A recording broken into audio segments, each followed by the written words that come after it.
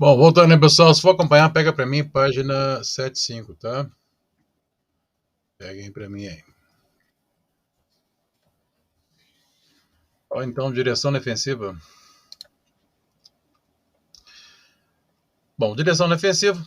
Direção defensiva é um conjunto de técnicas que visam evitar acidentes. Então, o condutor defensivo é aquele que conhece as normas de circulação, aplica seus conhecimentos no trânsito, dirigindo com calma, atenção e habilidade. Então, direção defensiva, está aí a sua definição, destaquem para mim se quiserem aí o que é direção defensiva. Está dirigido de forma a evitar ou a prevenir acidentes. Existem dois tipos de direção defensiva, divide em dois tipos aí, comentando cada um. Então, a direção defensiva se divide em preventiva, observação constante das condições do condutor, do veículo e da via, para trafegar com segurança. Então, observem que eu anotei aqui que é um modo correto de se dirigir. Por que é um modo correto? Você vai estar prevenindo situações que possam acontecer na via, mesmo que não aconteçam. Como exemplo, que eu uso sempre aqui, você está dirigindo o seu veículo, você vê uma bola rolando na via, do nada aparece uma bola. Então, o condutor defensivo já ficaria atento para quê? Para estar parando o seu veículo, que atrás daquela bola pode vir uma criança, como exemplo.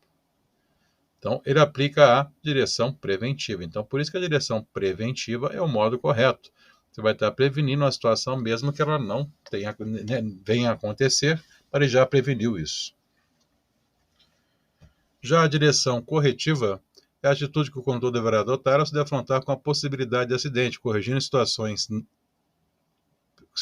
não previstas. Somente o condutor treinado tem prática, experiência e reflexo consegue realizar ao se defrontar com a possibilidade de acidente, corrigindo a situação não antecipada.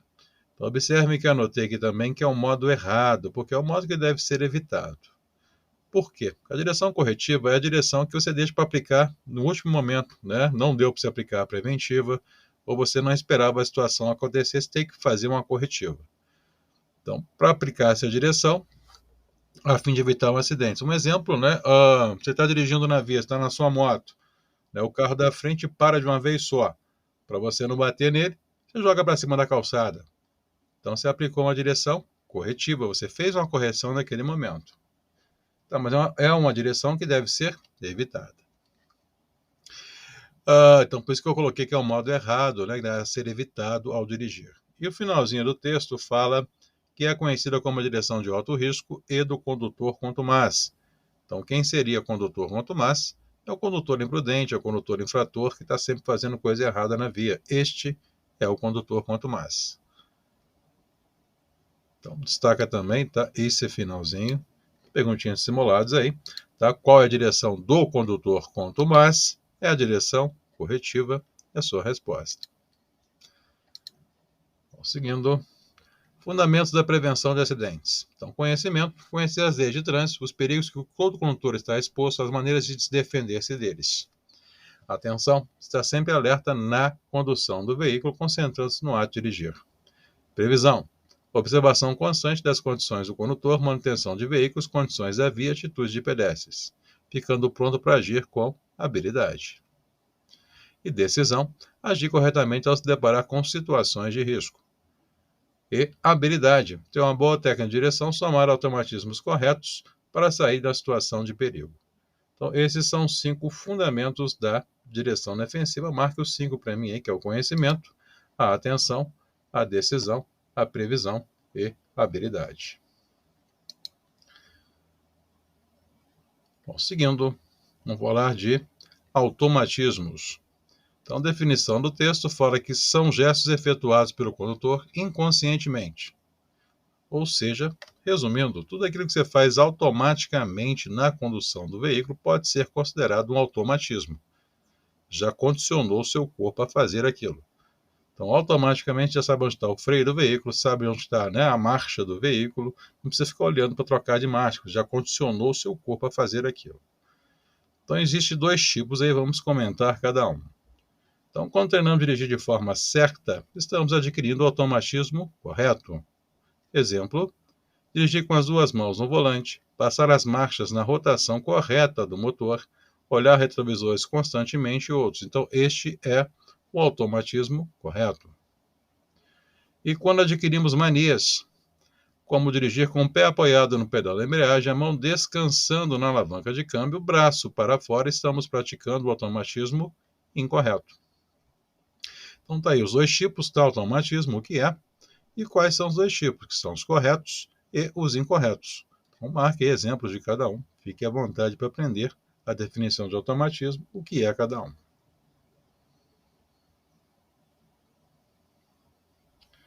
Bom, próximo, uso de EPIs. Então, o uso de EPIs, equipamento de proteção individual, como o cinto de segurança e airbag, reduz o efeito dos acidentes. Existem 3 tipos de cinto de segurança. Subabdominal, somente abaixo da linha da cintura, transversal, que ele passa pelo tronco. 3 pontos, que é o melhor, mais eficiente e mais utilizado. Então vamos lá, perguntinhas de prova aqui, né, sobre cinto. Essa aqui é oficial de sua prova, essa questãozinha aqui. Ó. Pergunta no Brasil, qual o melhor tipo de cinto usado no Brasil? Então sua resposta é essa aqui, ó. É o cinto de 3 pontos. E observem que anotei uma infração. Ó. Essa infração é referente a não usar o cinto, né, condutor ou os passageiros do veículo. Então deixar de usar o cinto, qual é a infração? Anotem também aí, ó, fique à vontade, tá? Que é infração grave, 5 pontos.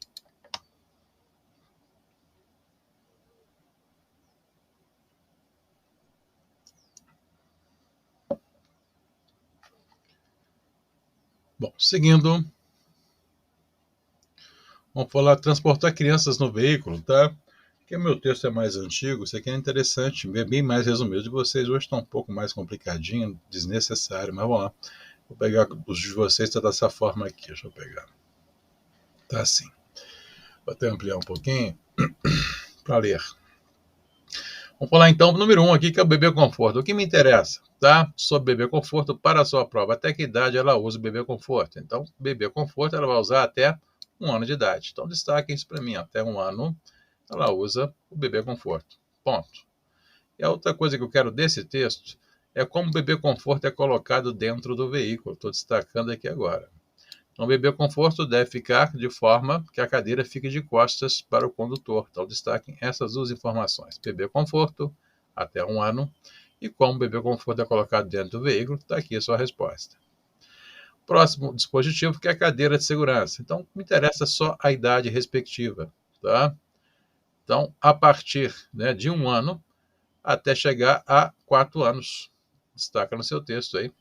Superior a 1 ano e inferior ou igual a 4 anos. Então, até 4 anos ela está usando a cadeira de segurança. E o assento de elevação. Então, o texto de vocês aqui é bem complicadinho. Eu tenho um resumo, tá? No outro slide meu aqui, que resume o 3 e o 4 de uma vez só aqui, tá? Vou pegar meu slide de vocês que está meio bagunçado. Que fala aqui, a parte de assento de elevação. Tá? Aqui nesse texto vai resumir tudo ali, o 3 e o 4 de vocês. Se vocês quiserem, tira um print aí da tela, que é um resuminho mais prático, que aquele texto de vocês está bem ruim. Vamos lá então. Assento de elevação, tá? A partir de 4 anos até atingir a altura de 1,45 m. Por ser uma criança maior, permite o uso de cinto de 3 pontos. Então, assento de elevação, a partir de 4, né, até chegar a 1,45 m. Se ela for menor que 1,45 m, ainda tem que usar o assento. E na sequência, idade para ser transportada no banco dianteiro maior de 10 anos ou altura superior a 1,45 m. Então está aqui, né, o complemento aí da idade. E o que acontece com quem descumprir, né, se não respeitar essas regras. O livrinho de vocês aboliu essa infração. Por favor, quiser anotar também, fica à vontade. Então, não respeitar a regra referente à idade, peso, altura e o dispositivo adequado, qualquer infração, está aí. É infração gravíssima, 7 pontos na carteira. Então, dito que esse 3 meu resume o 3 e o 4 do texto de vocês, está aqui o resumo, tá? Se quiser printar a tela, print ou entendam o texto. Bom, voltando para o texto de vocês, tem uma parte que me interessa lá. E onde é que ele está? Para baixo ou para cima? Para baixo, não, muito baixo. Perdi. Vai para cima, né? Para baixo, tá. meu eixo, né? Tá. Vamos ampliar um pouquinho.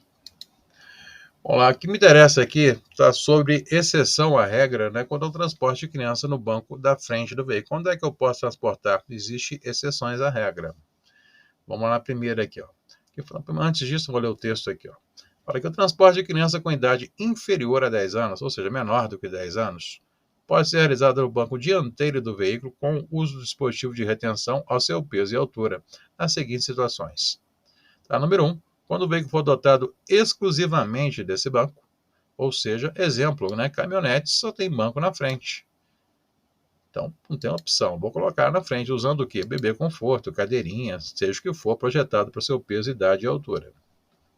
Número 2. Quando a quantidade de crianças com essa idade exceder a lotação do banco traseiro, ou seja, todas são menores do que 10 anos, não atende os requisitos para andar no banco da frente, você pega uma delas e coloca na frente. Não tem opção. Quando o veículo foi dotado originalmente de cinto de segurança subabdominal, 2 pontos, os bancos traseiros, ou seja, o veículo mais antigo só tem aquele que pende na barriga, só olhar na página anterior aí, que é o subabdominal, que só pende na barriga. Então pode também colocar na frente se tiver o cinto, né, de 3 pontos, ou transversal também serve. E para fechar, o quinto aqui, né, o quarto, perdão, quando a criança estiver atingindo 1,45 m de altura, já falamos até na tela anterior, que eu mandei até printar se quisesse. Beleza? Tá aí as 4 exceções à regra. Tem até mais uma exceçãozinha aqui embaixo. Crianças com idade superior a 4 anos e inferior a 7 anos e meio pode ser transportado utilizando o cinto de segurança de 2 pontos, sem o dispositivo denominado assento de elevação nos bancos traseiros, quando o veículo for dotado originalmente desses cintos. Ou seja, o veículo mais antigo, eu acabei de falar lá atrás, né, não tem cinto de 3 pontos atrás. Então você pode usar o subabdominal para carregar lá atrás sem problema algum. Não precisa usar o assento, né, que o assento foi projetado para o cinto transversal ou por 3 pontos. O sub só não dá para usar o assento. Beleza? Então tá aqui, referente a transporte de crianças, idade, peso e altura e dispositivo correto. Vamos seguindo. Falar do próximo, que é ergonomia. Então, sobre ergonomia, é o estudo da relação entre um homem e a máquina visando a segurança e o bem-estar dos ocupantes e passageiros, ocupantes do veículo, né? Entre parênteses, passageiros e motoristas. Então, ergonomia, para a sua prova, aprenda. Ergonomia está voltada ao seu conforto. Tudo aquilo relacionado ao seu conforto é ergonômico. A palavra ergonomia é um pouco mais abrangente do que isso, mas para a prova é básico. Então, ergonomia, conforto. Então, tudo aquilo que te dá conforto na condução do veículo pode ser considerado um dispositivo ergonômico. Então, colocando como exemplo, se quiserem, coloquem para mim. Ar-condicionado é um dispositivo ergonômico. Vidro elétrico. A direção hidráulica ou elétrica são dispositivos ergonômicos, projetados aí para o seu conforto. Então, falamos de ergonomia, então atenção à definição de ergonomia para sua prova, aparece muito em simulado. Muito tempo eu não vejo em simulados, mas na sua prova eu gostava de cair muito o que é ergonomia. E exemplos aí que eu acabei de dar. Então, o que são dispositivos ergonômicos? Já dei aí, né? Ar-condicionado, direção hidráulica, vidro elétrico, são dispositivos ergonômicos. Bom, seguindo, falar do próximo, que vai ser comportamento na direção. Então, sobre o comportamento na direção, vai falar aqui, direção defensiva, né? Quando o condutor aplica seus conhecimentos, dirigindo com atenção, mantendo seu veículo sempre em bom estado de conservação. Direção agressiva, por falta de conhecimento ou arrogância, o condutor dirige de forma perigosa, não respeitando as normas de trânsito. Bom, aqui eu vou querer destacar as 3 atenções aqui agora, tá? Atenção fixa. Então, normalmente por falta de experiência, o condutor fixa seu olhar somente no veículo que segue à sua frente, esquecendo de olhar o painel, os instrumentos e as laterais. Então, a atenção fixa, resumindo, é de quem está aprendendo a dirigir. Então, essa pessoa, né, só olha para frente. Isso é normal, isso é comum. Né? Ela vai perder essa atenção com a prática. E a próxima, que é a atenção difusa. Então, é o comportamento correto do condutor, pois, neste caso, ele divide a atenção com os retrovisores, veículos e pedestres, e painel de instrumentos, ou seja, tudo que está à sua volta.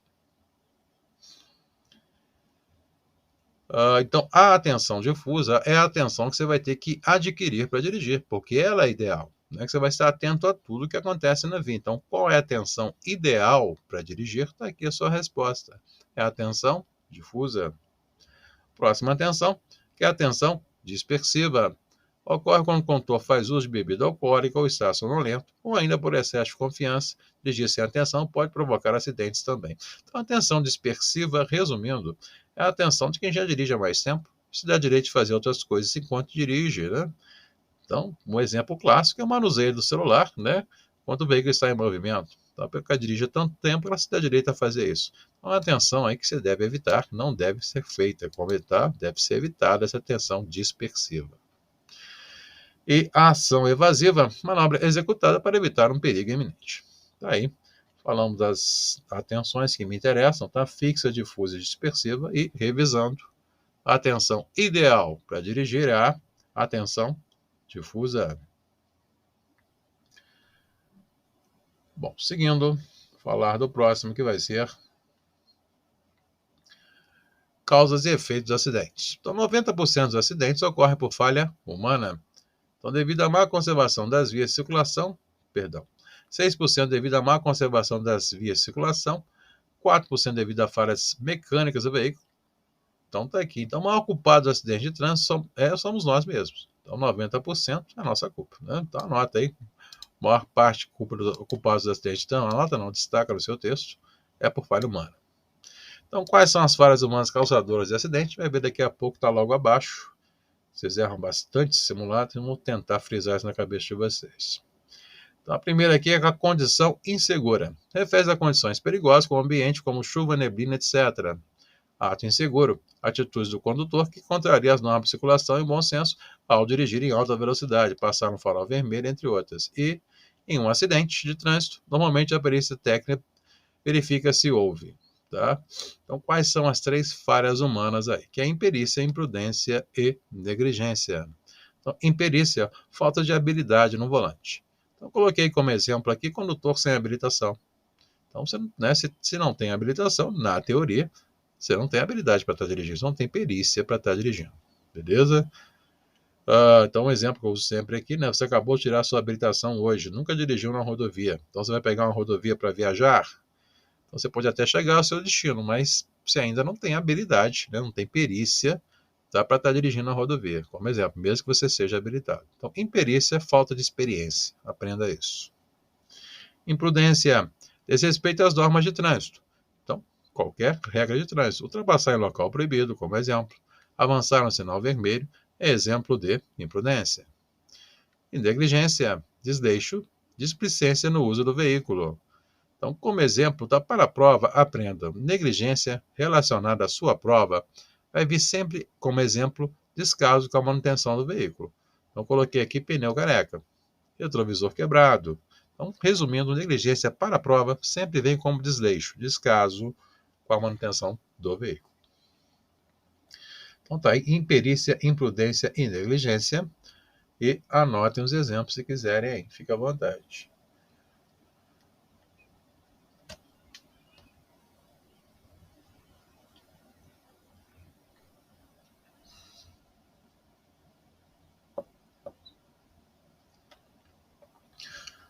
Bom, seguindo, falar do próximo que vai ser, vamos lá, puxa o texto, né? O ato de dirigir. Então, sobre o ato de dirigir é dinâmico porque sempre ocorrem situações novas a cada momento. O condutor deve estar bem confortável, para isso posicione corretamente seu corpo no banco, mantendo a cabeça voltada para frente, ajustando os espelhos laterais e retrovisor. Então, o banco deve ser ajustado em um ângulo próximo de 90 a 115 graus. Então, destaca para mim isso. Daqui a pouco eu mostro na imagem. Segurar o volante, clássica de prova. Posição para segurar o volante, 9 horas e 15 minutos ou 10 horas e 10 minutos. Clássicos simulados aí. Então, até fiz um complemento, tá? Nas retas, né? Por que nas retas? Porque na curva, tá? Você vai ter que mexer com a mão, né? Fazer uma curva, tem que mexer com a mão. 9 e 15 ou 10 e 10 você não faz. Tem que mexer. E seguindo, encosto de cabeça é fundamental para a segurança do motorista e passageiro, podendo evitar lesões sérias em caso de acidentes. Deixe-o de modo que o centro do encosto fique na altura dos olhos. Essa é a posição ideal. Isso é uma perguntinha de prova antiga, para uma pegadinha de prova aí. Pergunta lá, qual equipamento obrigatório do veículo deve ser ajustado à altura dos olhos? Então, sua resposta para a prova, aprenda, tá? É encosto de cabeça, tá? Não é retrovisor, tá? Então, atenção a isso. O encosto de cabeça que tem que ficar na altura dos olhos. Por qual motivo? É para evitar lesões a nível cervical, na altura do pescoço. A função dele é evitar esse tipo de lesão. Estou pegando a imagem aqui para associar o que eu mandei marcar. Então, a primeira coisa que eu mandei marcar foi a posição para regular o banco, né? Entre 90 e 115 seria a inclinação aqui, tá? Então, nunca 90. 90 é em pé. Isso aqui não dá para dirigir, isso tem que ter mobilidade aqui no banco, né? Normalmente um pouco mais reclinado. 90 deve ser evitado. Então, 90 e 115 de inclinação. A outra situação foi encosto de cabeça, aproveitando a imagem, né? Fica na altura dos olhos. Por qual motivo? Para evitar lesões em nível cervical. Então, caso de colisão, principalmente na traseira, primeiro impacto, só a cabeça ir para trás muito rápido. Então, ele segura esse movimento da cabeça. Então, a função do encosto de cabeça está aí, tá? Que é evitar lesões. E posição para segurar o volante está aqui representando 10 e 10, tá? 9 e 15 seria um pouco mais central. Então, 10 e 10 ou 9 e 15. Então, está aqui representando. E para fechar um assunto, vou falar de espelhos retrovisores aí. Então, sobre espelhos retrovisores, quais são os dois tipos de espelhos retrovisores mais comuns? Que são os planos e convexos. Então, plano é a imagem refletida normal, sendo o campo de visão reduzido. E o convexo, a imagem refletida é reduzida e o campo de visão é maior. O único inconveniente é que os objetos focados parecem estar mais distantes do que estão. Então, destaca no seu texto, olha na minha tela, que já coloquei aqui, qual o problema do espelho convexo. Tá? Que ele distancia a imagem. Esse é um dos problemas dele. Então, destaquem isso para mim. Eu vou mostrar daqui a pouco a imagem. Então, para não gerar situações de perigo, o condutor deverá virar a cabeça e olhar a distância de aproximação dos veículos antes de iniciar um deslocamento lateral. Esse procedimento também é válido para sair do ponto cego dos espelhos retrovisores quando o veículo já à esquerda ou direita já estão próximos demais, saindo do campo de visão dos espelhos retrovisores. Então, resumindo aqui, tá? Sobre o espelho convexo, vou mostrando a imagem, tá aqui, ó. Esse é o espelho convexo. Então, observem, né? Na imagem, eu estou vendo até a copa das árvores aqui, ó, porque a função do convexo é ampliar o campo de visão. Mas para fazer isso, você tem que jogar essa imagem para longe. Então, o problema do espelho convexo é aí, que ele distancia a imagem. E queria que vocês anotassem para a sua prova aí, a perguntinha de prova. Pergunta lá, que o espelho convexo é muito utilizado em qual tipo de veículo? Então, anotem para a sua prova aí.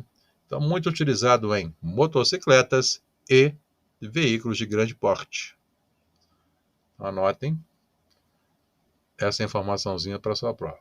Então, espelho convexo, muito utilizado em motocicletas e veículos de grande porte.